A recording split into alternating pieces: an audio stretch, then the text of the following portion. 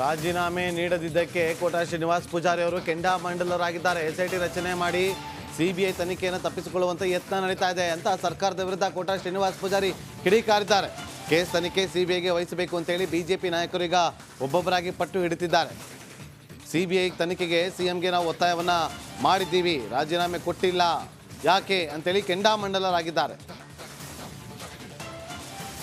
ನಾಗೇಂದ್ರರವರು ವಾಲ್ಮೀಕಿ ನಿಗಮದಲ್ಲಿ 87 ಕೋಟಿ ರೂಪಾಯಿ ಅವ್ಯವಹಾರ ಆಗಿರುವಂಥ ಪ್ರಕರಣದಲ್ಲಿ ನಾವು ಸಿಬಿಐ ವಹಿಸಬೇಕು ಅಂತೇಳಿ ಮುಖ್ಯಮಂತ್ರಿಗಳನ್ನು ಒತ್ತಾಯ ಮಾಡಿದ್ದೀವಿ. ಆದರೆ SIT ನೇಮಕ ಮಾಡಿ ಸಿಬಿಐಯಿಂದ ತಪ್ಪಿಸಿಕೊಳ್ಳುವಂಥ ಒಂದು ಪ್ರಯತ್ನವನ್ನು ರಾಜ್ಯ ಸರ್ಕಾರ ಮಾಡ್ತಾ ಇದೆ. ಯೂನಿಯನ್ ಬ್ಯಾಂಕು ಸಿಬಿಐಗೆ ಪತ್ರ ಬರೆದು ಸಿಬಿಐ ತನಿಖೆ ಮಾಡಬೇಕು ಅಂತ ಯೂನಿಯನ್ ಬ್ಯಾಂಕ್ ಹೇಳುತ್ತೆ.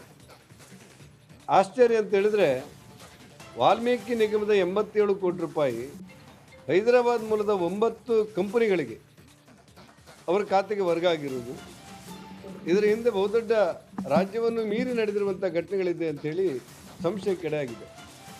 ಆದ್ದರಿಂದ ಸಿಬಿಐ ತನಿಖೆ ವಹಿಸಬೇಕು ಅಂತೇಳಿ ನಾವು ಒತ್ತಾಯ ಮಾಡ್ತಾ ಇದ್ದೇವೆ. ಸಚಿವ ನಾಗೇಂದ್ರರವರು ವಾಲ್ಮೀಕಿ ರಾಜೀನಾಮೆ ನೀಡದಿದ್ದಕ್ಕೆ ಕೋಟಾ ಶ್ರೀನಿವಾಸ್ ಪೂಜಾರಿ ಅವರು ಕೆಂಡಾಮಂಡಲರಾಗಿದ್ದಾರೆ. ಎಸ್ಐಟಿ ರಚನೆ ಮಾಡಿ ಸಿಬಿಐ ತನಿಖೆಯನ್ನು ತಪ್ಪಿಸಿಕೊಳ್ಳುವಂತೆ ಯತ್ನ ನಡೀತಾ ಇದೆ ಅಂತ ಸರ್ಕಾರದ ವಿರುದ್ಧ ಕೋಟಾ ಶ್ರೀನಿವಾಸ್ ಪೂಜಾರಿ ಕಿಡಿಕಾರಿದ್ದಾರೆ. ಕೇಸ್ ತನಿಖೆ ಸಿಬಿಐಗೆ ವಹಿಸಬೇಕು ಅಂತೇಳಿ ಬಿಜೆಪಿ ನಾಯಕರು ಈಗ ಒಬ್ಬೊಬ್ಬರಾಗಿ ಪಟ್ಟು ಹಿಡಿತಿದ್ದಾರೆ. ಸಿಬಿಐ ತನಿಖೆಗೆ ಸಿಎಂಗೆ ನಾವು ಒತ್ತಾಯವನ್ನ ಮಾಡಿದ್ದೀವಿ, ರಾಜೀನಾಮೆ ಕೊಟ್ಟಿಲ್ಲ ಯಾಕೆ ಅಂತೇಳಿ ಕೆಂಡಾಮಂಡಲರಾಗಿದ್ದಾರೆ.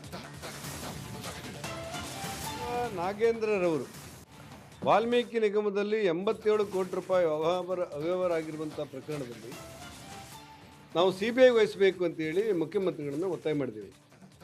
ಆದರೆ SIT ನೇಮಕ ಮಾಡಿ ಸಿಬಿಐಯಿಂದ ತಪ್ಪಿಸಿಕೊಳ್ಳುವಂಥ ಒಂದು ಪ್ರಯತ್ನವನ್ನು ರಾಜ್ಯ ಸರ್ಕಾರ ಮಾಡ್ತಾ ಇದೆ.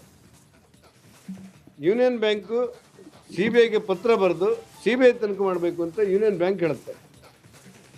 ಆಶ್ಚರ್ಯ ಅಂತ ಹೇಳಿದ್ರೆ ವಾಲ್ಮೀಕಿ ನಿಗಮದ 87 ಕೋಟಿ ರೂಪಾಯಿ ಹೈದರಾಬಾದ್ ಮೂಲದ 9 ಕಂಪನಿಗಳಿಗೆ ಅವರ ಖಾತೆಗೆ ವರ್ಗ ಆಗಿರುವುದು, ಇದರ ಹಿಂದೆ ಬಹುದೊಡ್ಡ ರಾಜ್ಯ ನಡಿ ಈಗ ಶುರು ಮಾಡೋಣ. ಕೇಸರಿಯಿಂದ ಮನೋಲ್ಲಾಸ ಮನಸ್ಸು ಮತ್ತೇರಿ ಕುಣಿದಾಡಿದೆ ನೋಡು, ಮನಸ್ಸು ಮತ್ತೇರಿ ಕುಣಿದಾಡಿದೆ ನೋಡು.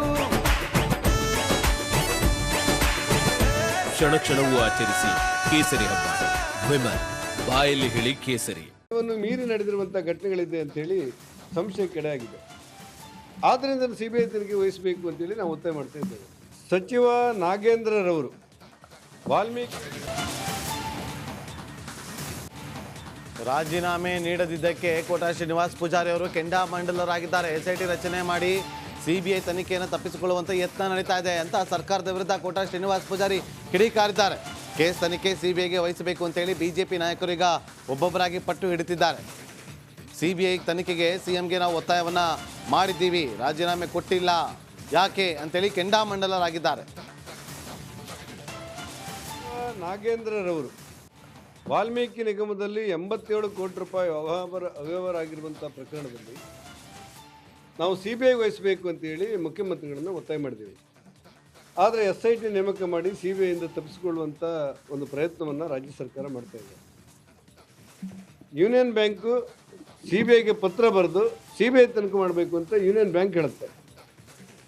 ಆಶ್ಚರ್ಯ ಅಂತ ಹೇಳಿದ್ರೆ ವಾಲ್ಮೀಕಿ ನಿಗಮದ 87 ಕೋಟಿ ರೂಪಾಯಿ ಹೈದರಾಬಾದ್ ಮೂಲದ 9 ಕಂಪನಿಗಳಿಗೆ ಅವರ ಖಾತೆಗೆ ವರ್ಗ ಆಗಿರುವುದು, ಇದರ ಹಿಂದೆ ಬಹುದೊಡ್ಡ ರಾಜ್ಯವನ್ನು ಮೀರಿ ನಡೆದಿರುವಂಥ ಘಟನೆಗಳಿದೆ ಅಂಥೇಳಿ ಸಂಶಯಕ್ಕೆಡೆಯಾಗಿದೆ. ಆದ್ದರಿಂದ ಸಿಬಿಐ ತನಿಖೆ ವಹಿಸಬೇಕು ಅಂತೇಳಿ ನಾವು ಒತ್ತಾಯ ಮಾಡ್ತಾ ಇದ್ದೇವೆ. ಸಚಿವ ನಾಗೇಂದ್ರರವರು ವಾಲ್ಮೀಕಿ